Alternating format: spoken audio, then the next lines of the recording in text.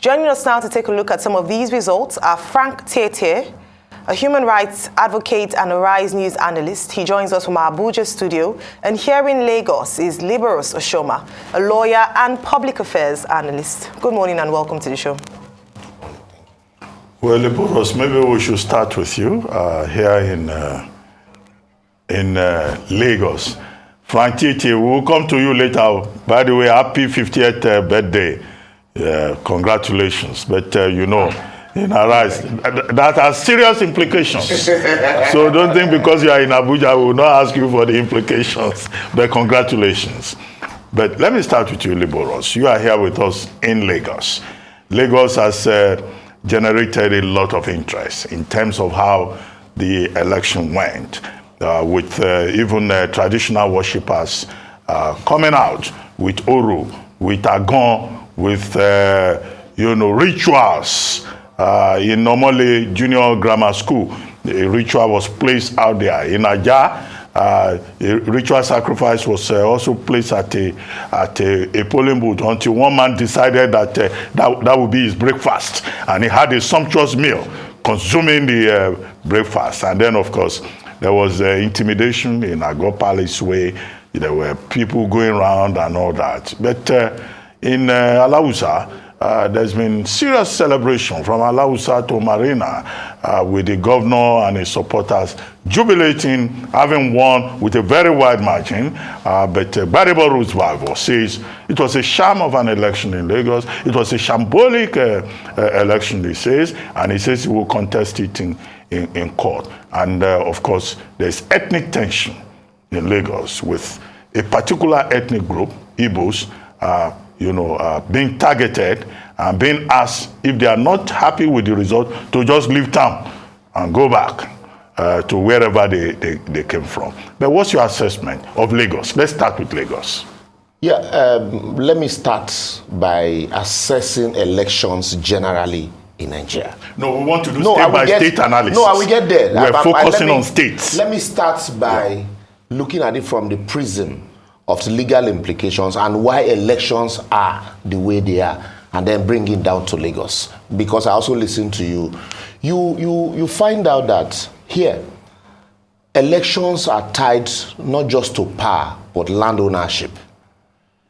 And so, we do everything, whether rightly or wrongly, to grab power, because there are so many implications and benefits tied to that power. That's why some people will tell you, we will rig it at the poll. We don't care. You go to the tribunal.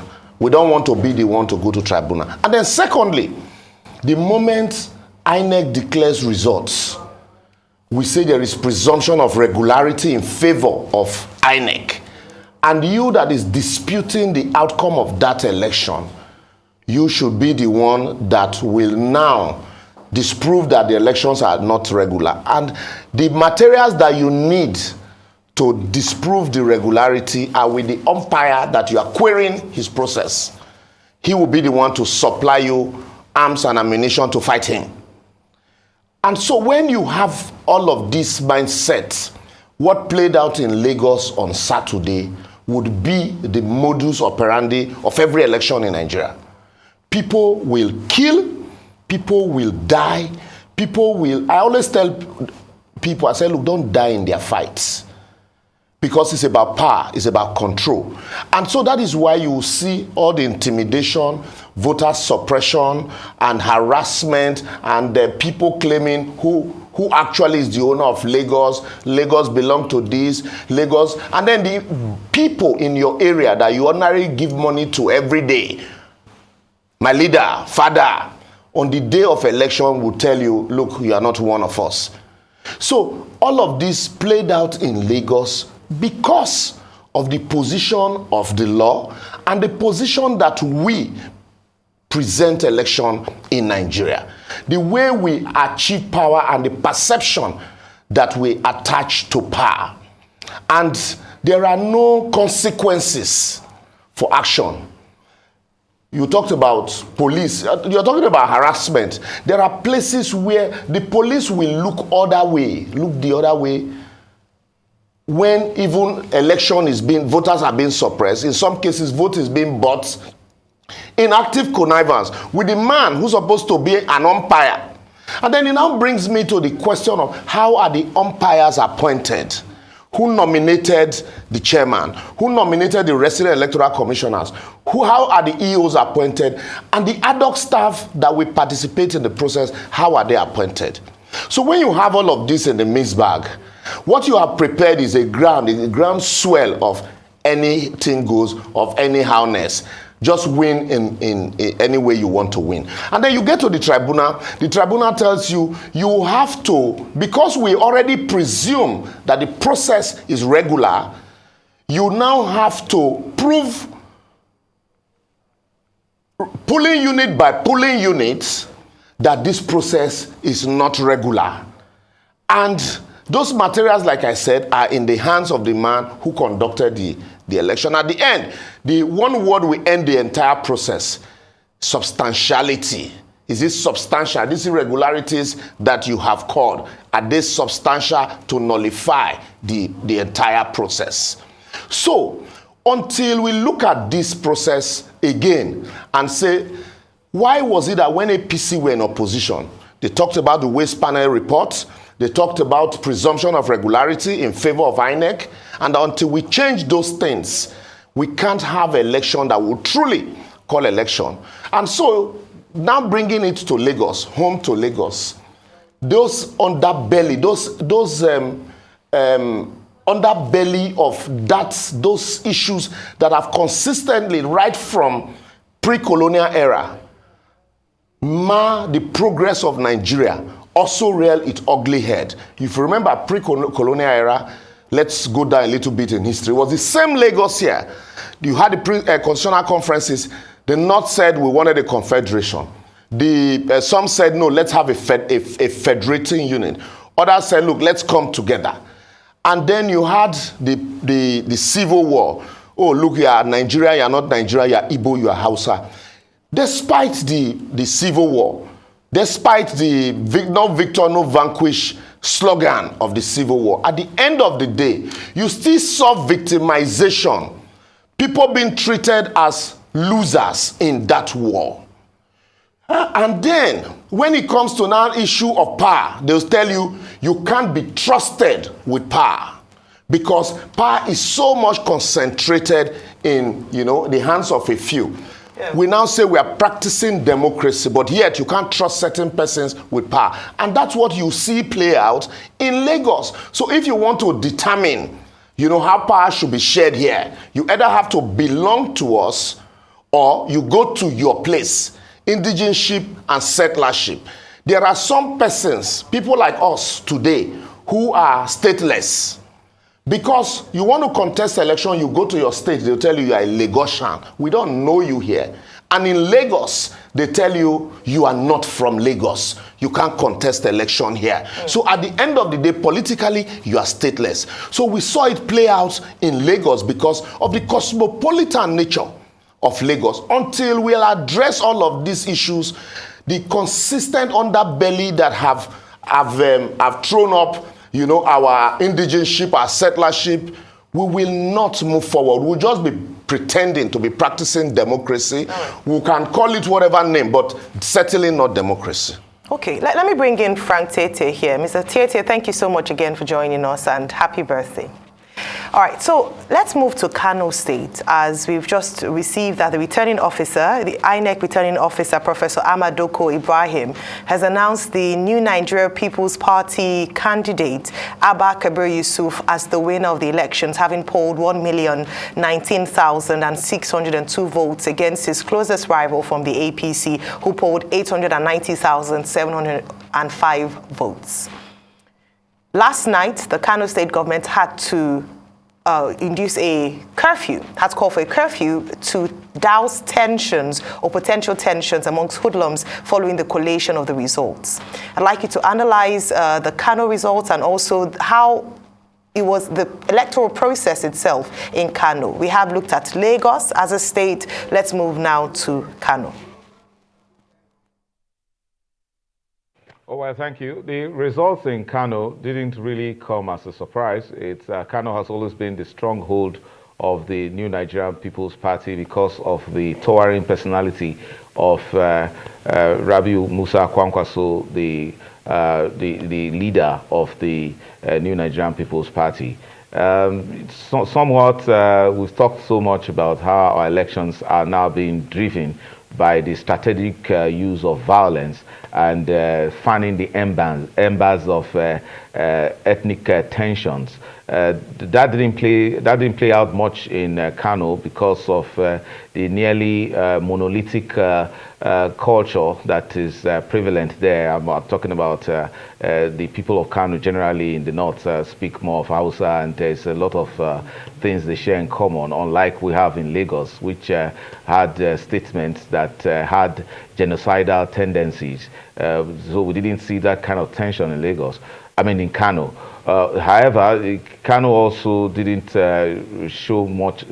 give much of the widespread irregularities that have been recorded across the country, to the extent that the expectation would have been the exercise of Section 65 of the Electoral Act, where the resident electoral commissioner would have exercised his or her discretion in those states to have outrightly cancelled some elections in the local governments or polling units. That didn't quite come in Kano. But we also saw, like you have reported, the use of the strategic decisions by the state government to impose the curfew to stem the possible violence that could have arisen if the results didn't quite go the way that was expected. Because these things are not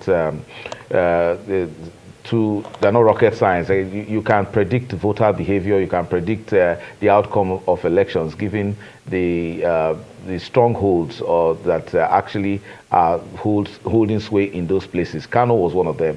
NNPP, no doubt, was in a position to win Kano, and I can predict to you that there might not be much protest or protestations with the Kano results.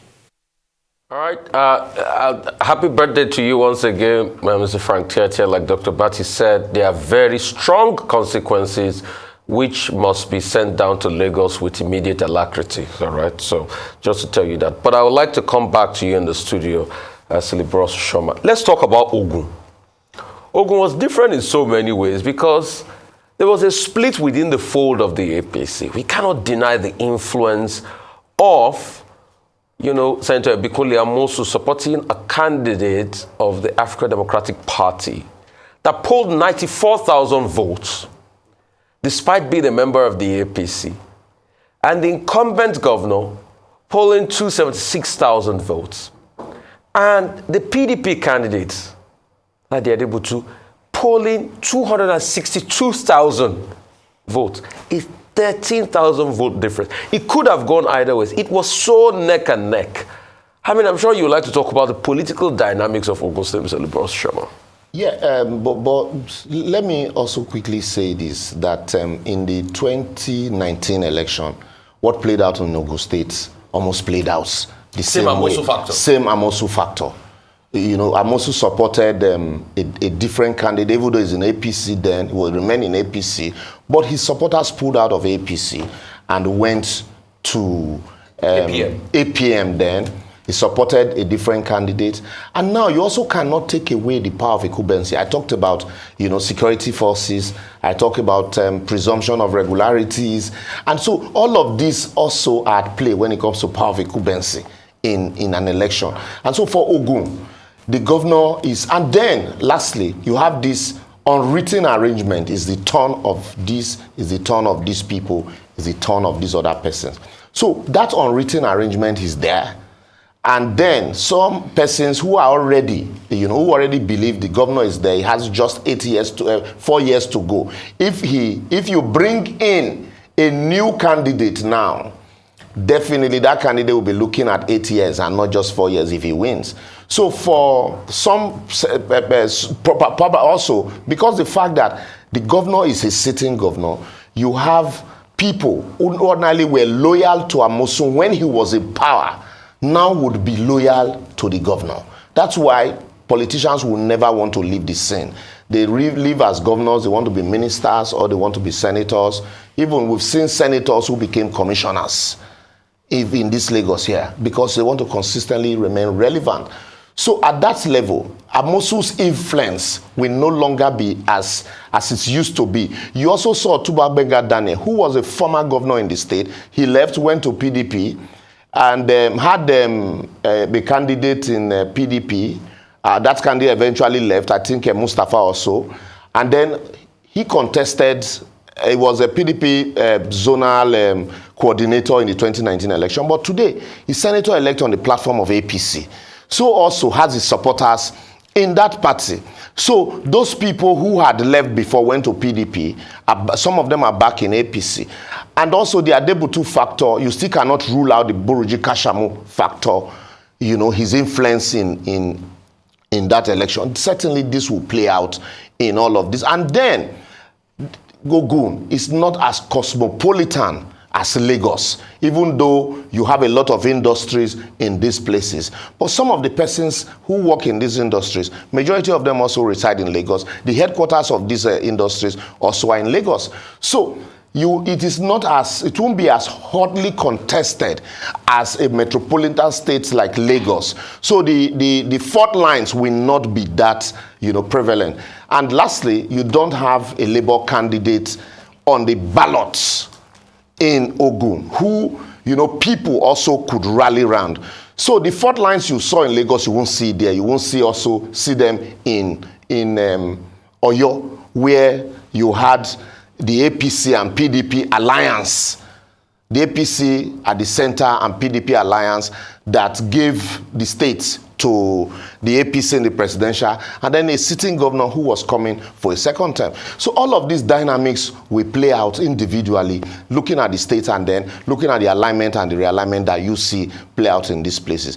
But anywhere that is cosmopolitan, like in Rivers, for example, it certainly will be a hotbed, because you still have that issue of indigenship and settlership playing out in those places. If you go to places like Plateau, you also feel that's what do you call it, deep-seated animosity that is Nigeria.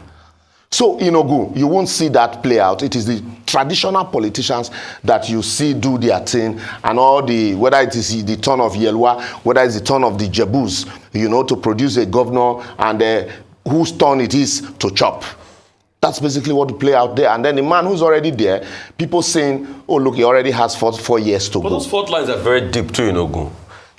For instance, the Yewa agitation, you know, for being governor, it's something that has always been the fulcrum of Amosu's push. And that's why you see that the people he backed are targeted.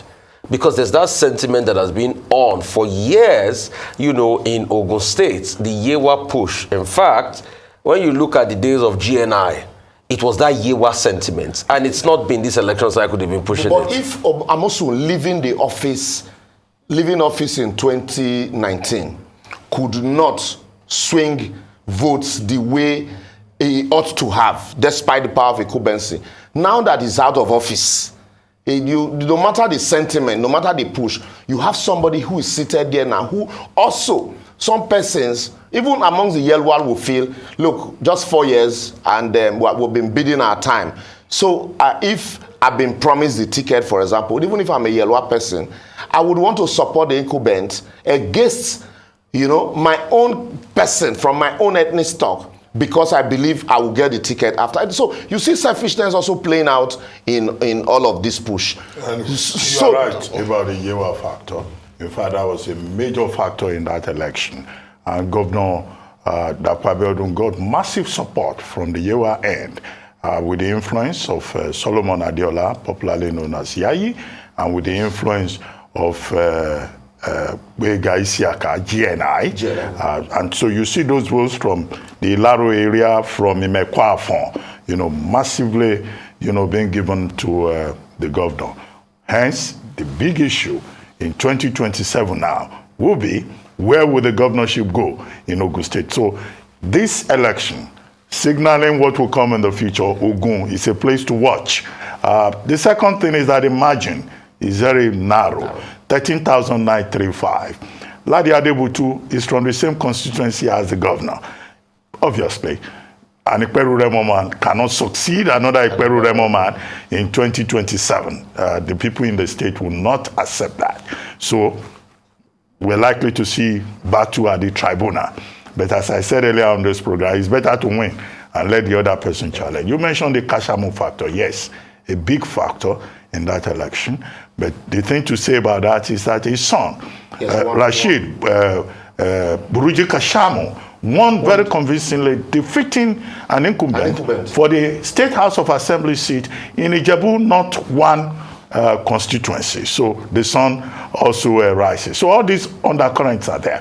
But again, another likely litigation from Ogun State is the fact that the NMPP candidate protested that the name of the party was not stated on the ballot paper. So that's one thing that is likely to come out of Ogun State. But as it is, that's what you have. Let's take this, news, breaking news, and then we go to Frank Tietie.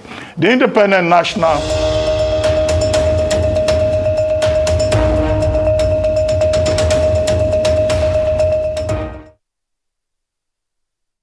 Okay, here's the story. The Independent National Electoral Commission, INEC, has declared Abba Kabir Yusuf of the New Nigerian People's Party, NNPP, winner of the governorship election in Kano State. Abba defeated his closest rival, Nasiru Yusuf of the All Progressives Congress, who is also the current deputy governor of the state. The state collation officer, Ahmed Duku Ibrahim, declared the result as follows. APC, Nasiru Yusuf Gabuna, 890,705 votes. NNPP, Abba Kabir Yusuf, 1,019,602. PDP, Sadiq Wali, 15,957 votes. Meanwhile, the Kano State government has imposed a dawn-to-dusk curfew, which is said was in a view to avoid breakdown of law and order following tensions generated from the collation of results of the governorship and state assembly elections. In a statement issued by State Commissioner for Information and Internal Affairs, Muhammad Garuba, the announcement was issued Monday morning. He said the decision was to prevent hoodlums from causing chaos in the already tense situation that the state was confronted with. So that's the news from Kano. But just to add, before I come to you, Frank Tietie, you were talking about Kano earlier. Yes, the curfew was, announced because by about 1:15 a.m. Today, when the returning officer had finished collating the results and had announced the results from the various local governments, the last one being from Dala local government area, and it was clear that the NNPP was leading. The returning officer then said he needed to be given 2 hours to go and, tidy things up. So he moved to one place, tension erupted in the hall. They asked him to stay where he was in the full glare of everybody. But it's good now that, the result has been announced. And the NNPP supporters were agitated because you will recall that in 2019, it was NNPP that was said to be leading. And then, of course, the election was eventually declared inconclusive and the APC then won. So it was to prevent that situation. But it's good that the result has now been announced. In Kebbi, the election has been declared inconclusive. And Rabiu Musa Kwankwanso, Dr. Senator Rabiu Musa Kwankwanso, had issued a statement saying that nobody should declare the election in Kano inconclusive. So we expect that there will be calm in Kano State now. But let's ask you about Delta State, where you come from. Yesterday, the story in Delta State, as in Lagos and elsewhere, was about the snatching of ballot boxes, suppression of voters. After 12 local governments were announced, that was how far I went with the reporting from Delta State. The PDP was clearly in the lead with 12 local governments announced. But there had been petitions from the All Progressives Congress about the general conduct of the elections.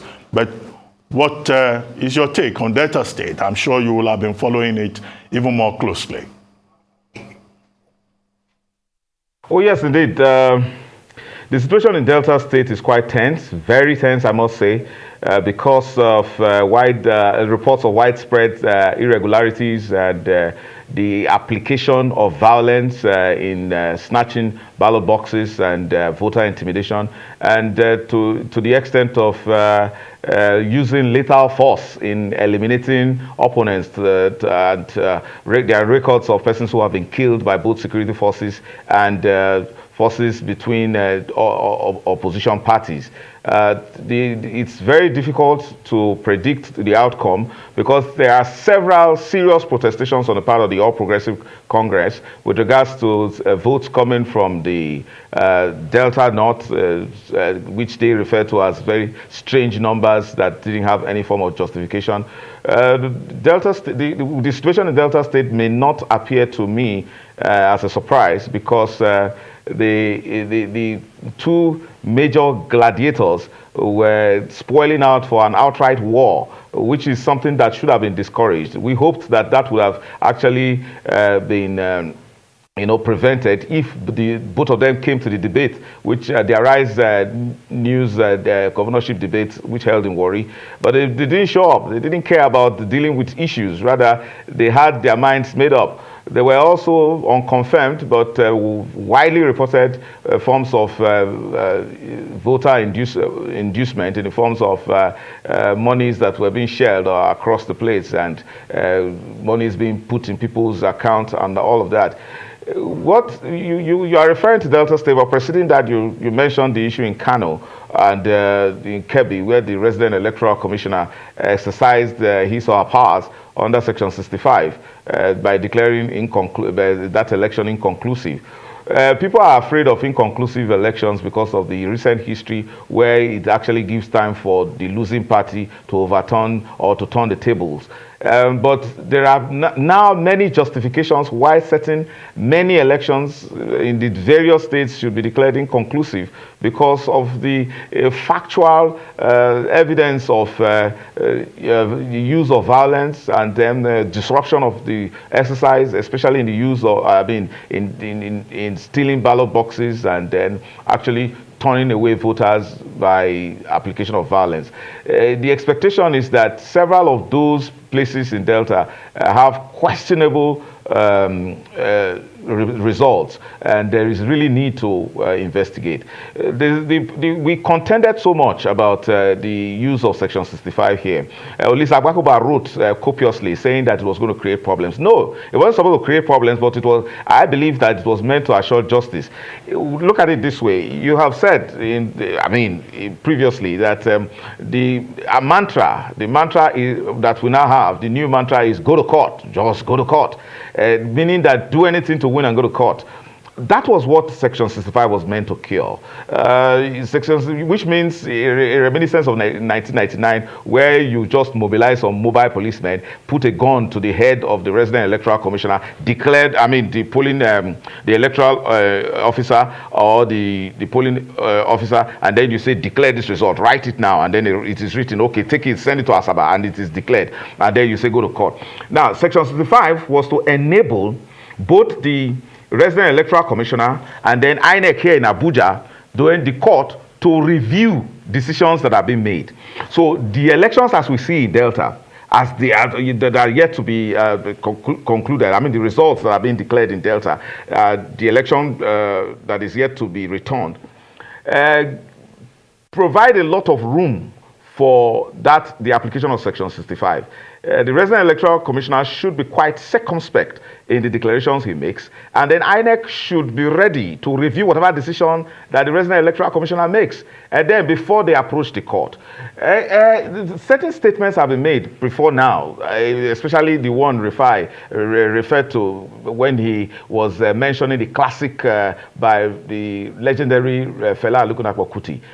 When you say it's demonstration of craze or crazy demonstration, which is democracy, Fela added, why is it in Africa that it's always like that? The question that is raised there is that with all of these practices, and which Dr. Abati referred to as a reenactment of the pre-Civil War era and the 1983 and then a bit of 1999 kind of irregularities with regards to election. The question is, why are we ready to practice this democracy the way it is? Previously, I had seriously recommended that if you said 1993 elections were free, fair, credible to the extent that General Abacha allowed it to be announced, what happened? How did we get it right? So somehow this imposition of democracy on us in the way that we are having it may not be working because our people don't appear to be ready for it. But we were ready. We did it quite right in 1993. How? Because we sat down and developed our homegrown democracy, practice of elections. But the way it is that we have contending parties that were built along ethnic lines in 1983. I'm talking about, there was actually only one national party at that time, which was the National Party of Nigeria, MPN. Apart from that, you had MPP as an Igbo party, you had UPN as a Yoruba party led by Awolowo. So when you have all of those kind of contending forces masked as political parties, you will always have tensions, and very serious tensions. You don't know what we are dealing with. We are actually playing with fire with what is going on in Lagos right now. And it's sad when Rufai refers to the commentary by the police, pretentiously declaring that what that personality who was actually making genocidal statement was saying was a joke. I hope that by asking that this practice of democracy in Africa, this Western style democracy in Africa that is becoming an undoing, that is now making us our enemies of our own self, should be reviewed very quickly. The reason is, if we don't do so, we will be headed for a very serious conflict. And the world is pretending, watching and not making any statement. Okay, look at it this way. If it happened in 1994 in Rwanda, these are the same elements. These are the same, when over 800,000 Tutsis, if I get it correctly, were murdered because of statements being made by political elements that are now pretending to speak on behalf of political parties, whereas they're actually fanning the embers of war in Lagos State. It's not different when, as I see in Delta State, because sadly, this is even among the Urhobo people who are supposed to, and there was a question I needed to ask. Among the Urhobo people, they have so much incensed, they have gone to incensed levels that they carry guns, they want to kill themselves just because of state capture. Why would we not come to the point and agree that nobody wants to actually become governor of Delta State or any other state because he wants to serve the people, but he simply wants to control state resources and then serve himself, his family, and then his tribe? Is that not the reason why all this fight? My expectation is this, starting from Lagos State. I will not forget what is happening in the FCT. The baggy people in FCT are persons who feel that they are being invaded by what we call the cosmopolitan rush. Look, we need to balance something. Balance the right of indigenous people and the right of people to actually reside in a federation. So there's a problem. In FCT here, the Gbagi people believe that, and which was the only reason why Philip Aduda could remain senator for nearly 16 years, was simply because there was an arrangement, there was an understanding by the PDP. Correct me if I'm wrong, please. Because you are an institutional memory. Mr. Tietie, can you hear me? Yeah. All right, we'll come back to that. I mean, Delta is still an evolving story. The governor the results haven't been declared yet by INEC. So we will still definitely come back to that conversation. But I want to come back to Mr. Barrister Oshoma as to one of the results that have been announced and, of course, met with a number of complaints and controversies. Despite winning by a clear margin in Akwa Ibom State, Pastor Emo Uno, who had famously, thank you, who had famously come out a few days and became quite infamous for his promise, for his happy hour, plans for Akwa Ibom State, has emerged with a victory that's more than double that of his closest rival from the Young Progressives Party, Senator Basi Albert. Despite that, the YPP and the All Progressives Congress candidates or their agents have said they would not accept the results. They have talked about the fact that in some areas, in some polling units, these elections were conducted in people's homes. They talked about the fact that it was marred with with irregularities, as we've seen in the complaints in other states.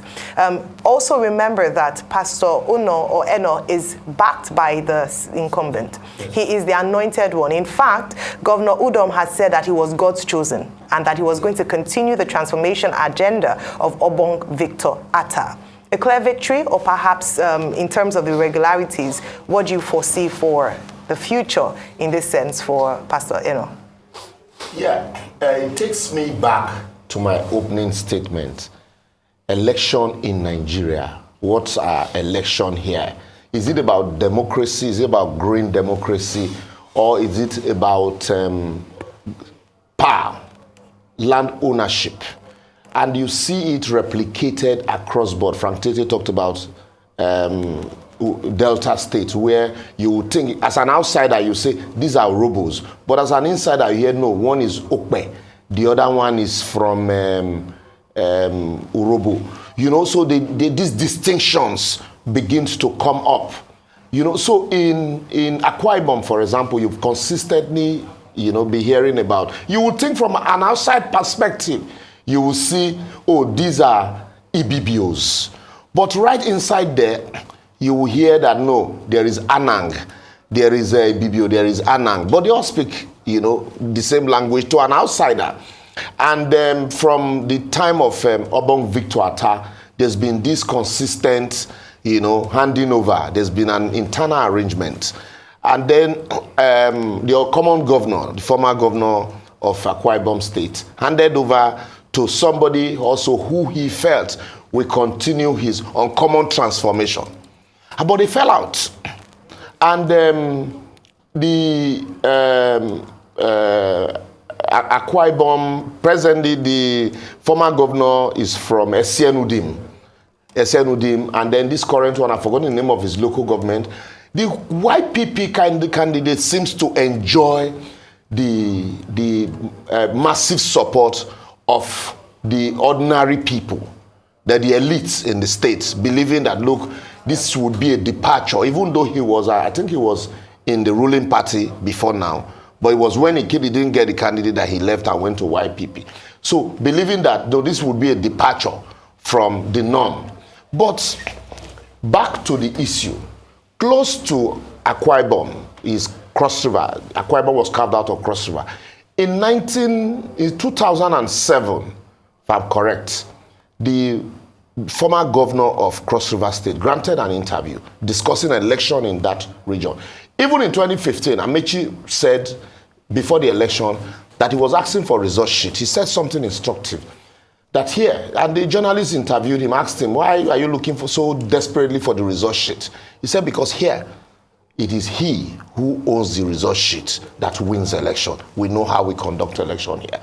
So, when the focus is away from certain states like Akwa Ibom, for example, yes, you're going to have polling units in people's home. You remember, you're at a point where the registration, about 11 direct data capturing machine of INEC were in Baba Adedibu's house, and people were registering to vote. You have registration, polling unit right inside a party stalwarts compound. So these are issues you see playing out also. Because when the resident electoral commissioner is appointed, the first thing he gets into the state is welcomed by the governor, who settles him in. So even though he's supposed to be an unbiased umpire, but clearly he's hands in glove with the government of the day. The police commissioner is appointed in that state. He comes on board. He's also welcomed and settled in by the governor. That is why the governor will tell you, I command no fly. I'm a chief security officer, I command no fly. But when you have any problem with him or his party has issues with you, he commands the police. But it is to protect that he will tell you they get order from above. So these allegations will consistently, as we're looking at it state by state, Even in Kano, there were issues of allegations of underage voting because of the Talakawa nature of majority of the voters in those places. In Akwa Ibom, what played out in other states also played out in Akwa Ibom State, because when you have the backing of an incumbent governor, the governor believes this should be, and then the presidential election was very instructive. The presidential election result was very instructive. It was as if it took a lot of them unaware. And if going to the governorship election, they felt, look, we could no longer take this. We'll have to do it our own way. There is no states in Nigeria today where there are no accusations against INEC and the police.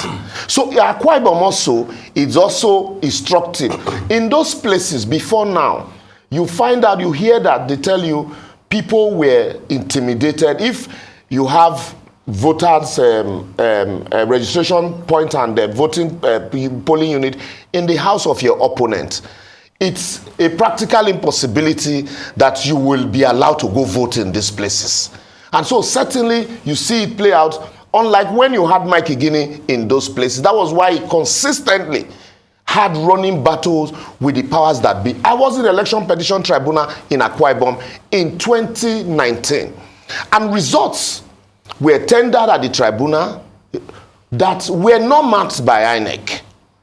They were attempted to be smuggled in as results from, and INEC objected to the admissibility of those results, because from what we also gathered were that INEC officials were hijacked and results written, despite the usage of card readers, results written in people's compounds.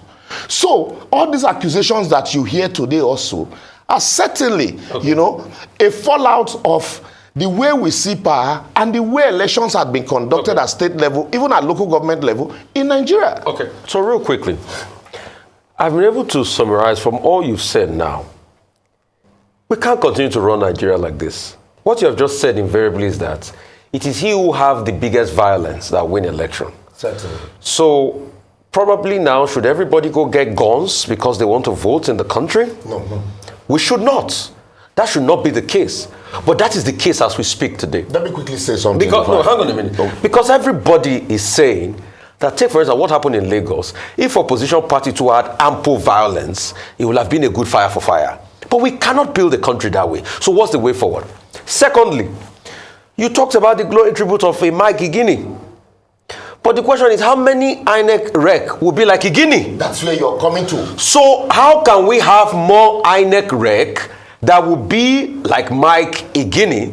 Because that should be the base minimum standard for our electoral process. Bringing me back to my same statement. When APC were in opposition, the sing song then was Uwe's panel report. Because it wasn't favoring them. Wait, we're getting there. Uwe's panel report. Why were they singing Uwe's panel report? Because the then president, God bless his soul, Yaradua, came on board and said, the election that brought me to office were flawed. And so we can't continue to conduct elections like this. Let us find a way to ensure that our electoral processes is more transparent. Starting with the people, the credibility of the people that are going to conduct the election. I was one of those that opposed the appointment of Mahmoud Yakub when he was appointed as INEC commissioner, INEC chairman. And I said something. I said, we have been talking about Uwe's panel report, Uwe's panel report. How come the people who had been the agitator for the implementation of the recommendations of the Uwe's panel report are the ones that are not even looking at it? Before then, Amina Waziri, who is a relative of the president, was even appointed as acting chairman. Sorry, quickly, doctor. And so, when you have, how are the resident electoral commissioners appointed? Even some were nominated and rejected by the Senate on the ground that they are card-carrying members of political parties.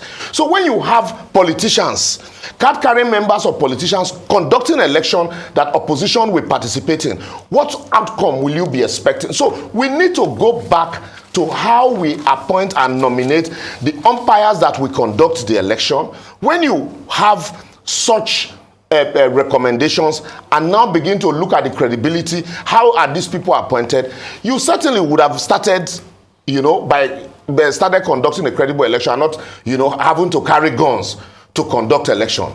But when that is not done, you expect that you can even carry a gun, and the policeman who is looking the other way, when the government in power is carrying, the supporters of the government in power are doing theirs, will arrest you for resorting to self-help.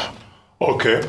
Well, thank you. On that note, we'll continue the coverage of the elections in Nigeria. And let's go to Bauchi State to get the latest update from our reporter who is on the ground there, Omar Bazuaye, where the last local government result in the state is about to be collated and announced. Omar, well, can you, give us an update from Bauchi State? How is it going at the State Collation Center? Good morning. Yes, it's been a very, very long night here in Bauchi State. We've spent close to more than 5 to 6 hours of taking a long recess from about 12:30 in the morning, when the returning officer and the resident electoral commissioner announced to us that we'll have to wait maybe 1 or 2 hours for the last results to come in from Bauchi. Bauchi is the capital city of Bauchi State, and we have gotten results from all of the remaining 19 local government areas of the state. But we are left waiting for the results that is coming in from the particular place where we are standing, which is Bauchi.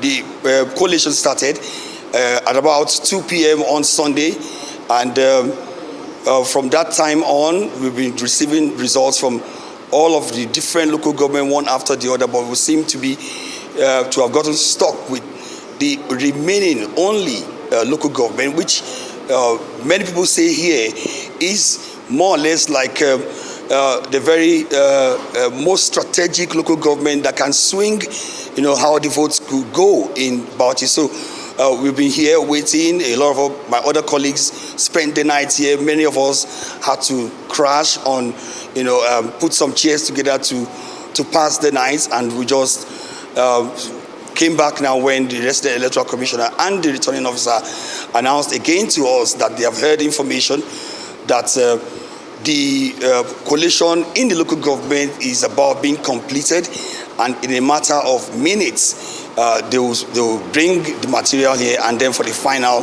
collation of results. That's where we are right now. That's what we are seeing in Bauchi. We haven't gotten the final results, but as I speak, I can see some people coming into the hall. I'm sure they are the people we have all been waiting for, and very shortly, I'm sure the final collation of the Bauchi local government area will be done, and then we'll be ready to hear the final results of the governorship election that held on Saturday. How many local governments? 21. Bauchi State has about 21 local governments, right? Bauchi has actually 20 local government areas. We have gotten results from 19 of these local government. The last one we got was from Toru local government area. That's another very large local government area in Bauchi State, and because of its distance, we still had to wait for it to come. It came in around 2 yesterday and was quickly taken, but we are now waiting for the last and final local government that would finally decide and seal who takes the governorship of Bauchi State for the next 4 years. Okay, but what's the trend? What have you observed? What's the trend? How is it going? If 20 local governments have been announced, you have an idea. Well, clearly, the trend seems to be more in favor of the incumbent governor to have or to return to the seat of power. But because so far, out of the 19 local government that we have seen, his party, the People's Democratic Party, has won in about 14 or 15 or thereabout, and with some level of considerable margin. So, but people still are saying that the results coming in from Bauchi that we are waiting for has all of the potential to still swing to swing the votes and swing the final decision, because the Bauchi local government area has the largest number of registered voters. There are about 450 of them, and so the calculation is that anything can happen.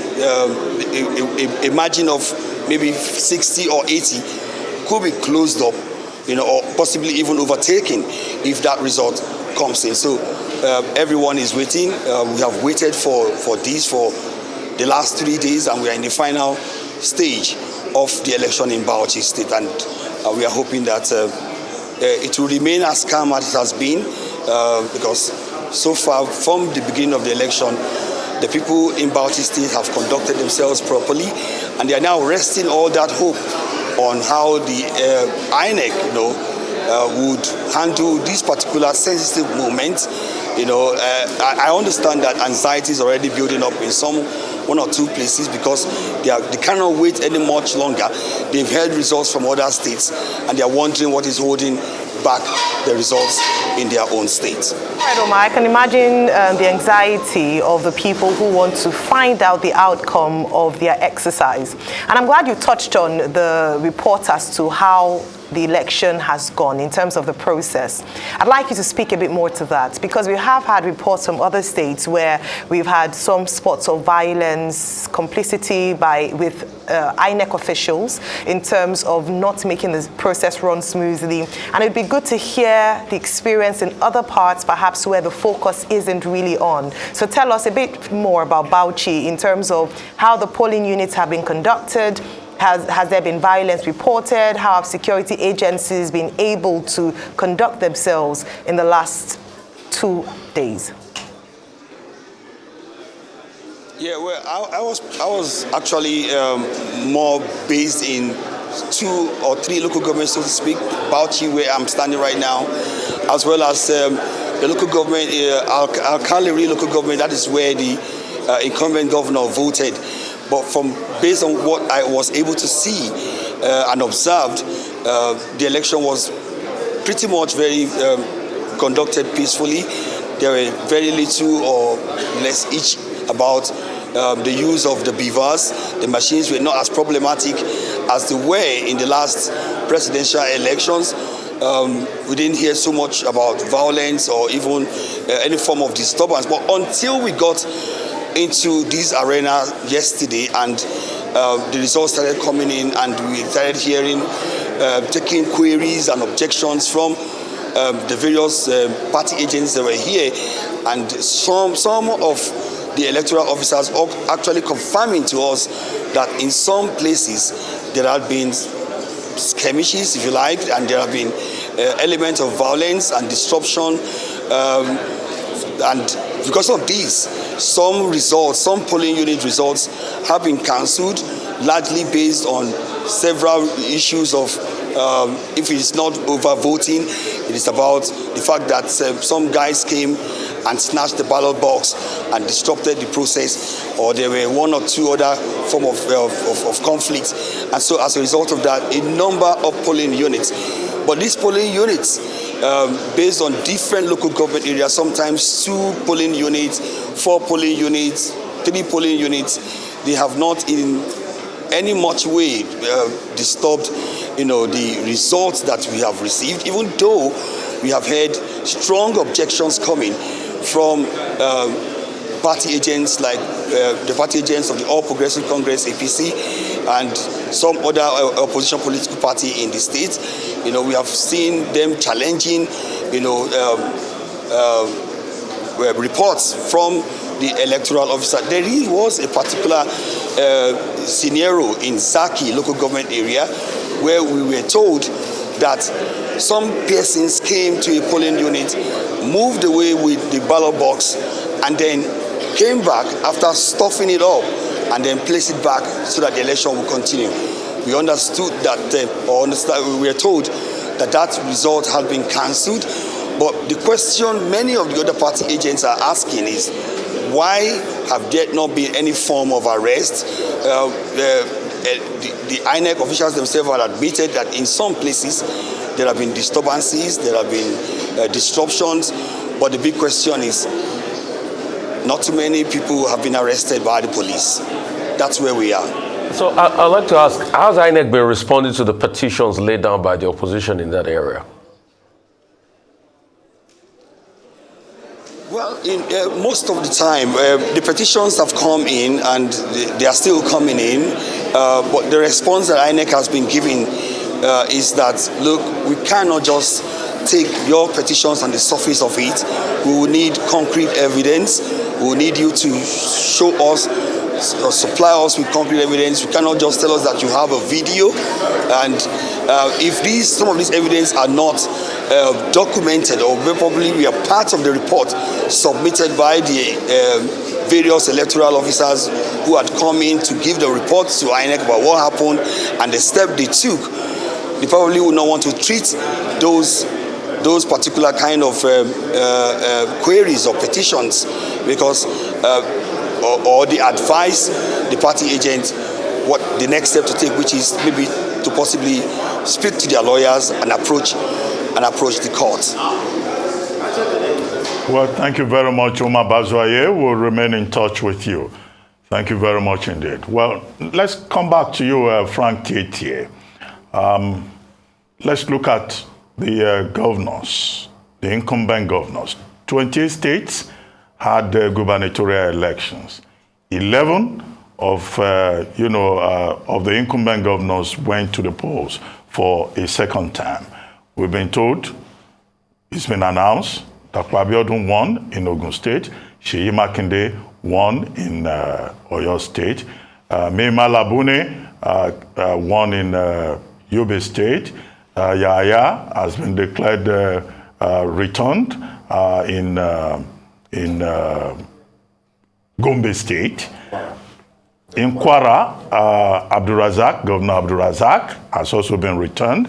We just had this report from Omar Bazwaye saying that it looks like the incumbent governor in Bauchi State is also leading with just one state left to be, one local government left to be declared.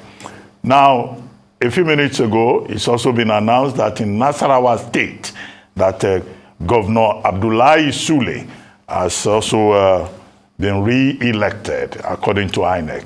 Although in Nasarawa State, yes, the PDP had written a petition asking that Dave Umbugado, the candidate of the People's Democratic Party, should be the person to be announced. The PDP has followed up to say that it will go straight to the tribunal to challenge Abdullahi Sule's victory. And Abdullahi Sule of the APC is also saying, well, the APC will also challenge the results awarded to the PDP in many of the local constituencies. That was my point. Now we see a trend now of the incumbents retaining their seats. What do you think in all of these states is probably responsible for this? The power of incumbency in this election. Although at the senatorial level, we have seen Chimaroke Nnamani in Enugu East losing his position to Kevin Chukwu, in Enugu East. And we have also seen a 6-time speaker in Yobe State, Speaker of Yobe House of Assembly, not being favored by the power of incumbency. He was beaten by a 35-year-old young man who is new to politics, Lawan Musa. So this is the pattern we have seen so far in terms of the power of incumbency. What do you say to this? You know, it has always been the trend that incumbential powers actually favor when governors are candidates in elections. That has always been, not necessarily because they performed well, but they have access to state resources to influence the minds of voters. Take, for example, Delta State. If the governor were to be contesting this election, there is no way he would have lost, because in the build-up to the voting, the election, civil servants were made very happy with some unusual bonuses being sent into their account from state resources, legitimately. There is no doubt about that. And then they also have the control of state media, which has the jurisdiction, the local jurisdiction to make broadcasts repeatedly, thereby, affecting the psychosocial mindset of the people there in order to actually predict the outcome. So there is no doubt. What came to me as a surprise was that of with that of Governor Sule of Nasarawa State and Seyi Makinde of Oyo State. The Seyi Makinde's voyage of a protest along with the G5 governors would have cost him a lot of trouble, but he quickly, I believe, amended and cut a deal with the Bola Ahmed Tinubu forces, and there was not much of opposition to him. In that of Sule, if the big heavyweights like Tanko Makura, APC heavyweights who lost elections because of several complaints about the poor service delivery of Sule's government so far. It was predicted that Sule was going to lose outrightly. But to think that he managed to be returned shows that how much he has been able to manage incumbency privilege to his benefit. But again, it's not a very good thing that state resources are used to influence elections the way we have always seen it, the way we have always seen incumbents use it. If you look at the issue or the case of Nnamani, Chimaroku Nnamani that you cited, he was just a victim of the unusual the Labour Party Peter Obi wave that is sweeping across the entire Southeast. Anybody that stands on its way would be actually